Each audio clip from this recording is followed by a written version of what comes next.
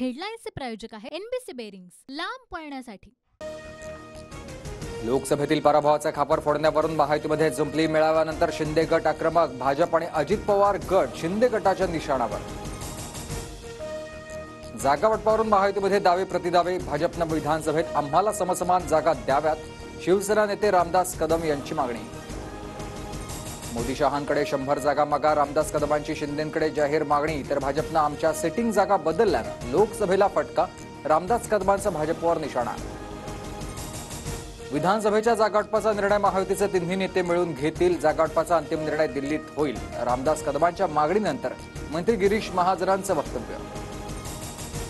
भाजपनंतर अजित पवार शिंदे गटाच्या निशाण्यावर। अजितदादा उशिरा आले असते तर आम्हाला 9 मंत्रिपदं मिळाली असती, शिवसेना नेते रामदास कदम यांचं वक्तव्य।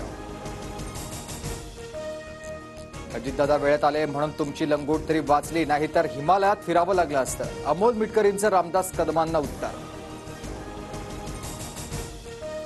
कोण मिटकरी ओळखत नाही, सुनील तटकरे माझ्यामुळे निवडून आले, शिवसेना नेते रामदास कदमांचं वक्तव्य। रामदास कदमांच्या मतदारसंघात सुनील तटकरे पिछाडीवर, मुख्यमंत्र्यांनी रामदास कदमांच्या जिभेला लगाम लावावा। अजित पवार गटाच्या उमेश पाटलांचा रामदास कदमांवर घणाघात। पंतप्रधान मोदींपेक्षा आमच्या सुप्रियाला जास्त मतं, मोदी 1.5 लाख तर सुप्रिया सुळे 1.5 लाखापेक्षा जास्त मतांनी विजयी। शरद पवारांचा पंतप्रधान नरेंद्र मोदींना टोला। लोकसभेच्या आकडेवारीचा विचार केल्यास आम्ही 155 जागा जिंकू, शरद पवारांचा दावा। तर लोकसभेतील विरोधी पक्षनेतेबाबत काँग्रेस पक्ष ठरवेल, शरद पवारांचं वक्तव्य। लक्ष्मण हाकेंच्या भेटीला गेलेल्या वडेट्टीवारांचा मुख्यमंत्र्यांना फोन। ओबीसी आरक्षण उपोषणकर्त्यांशी चर्चा करण्यासाठी उद्या सरकारी शिष्टमंडळ पाठवणार, मुख्यमंत्री एकनाथ शिंदेंचं आश्वासन। पंतप्रधान मोदी रशिया युक्रेन युद्ध थांबवू शकतात, मात्र ते भारतातील पेपरफुटी थांबवू शकत नाहीत। राहुल गांधींचा पंतप्रधान मोदींना टोला। तर पेपरफुटी संदर्भात पंतप्रधानांना उत्तर द्यावं लागेल, राहुल गांधींची प्रतिक्रिया। सरकारी समितीमार्फत एनटीएची चौकशी होणार। नीट परीक्षेमधील घोटाळ्यानंतर केंद्र सरकारकडून चौकशीचा निर्णय, शिक्षण मंत्री धर्मेंद्र प्रधान यांची माहिती।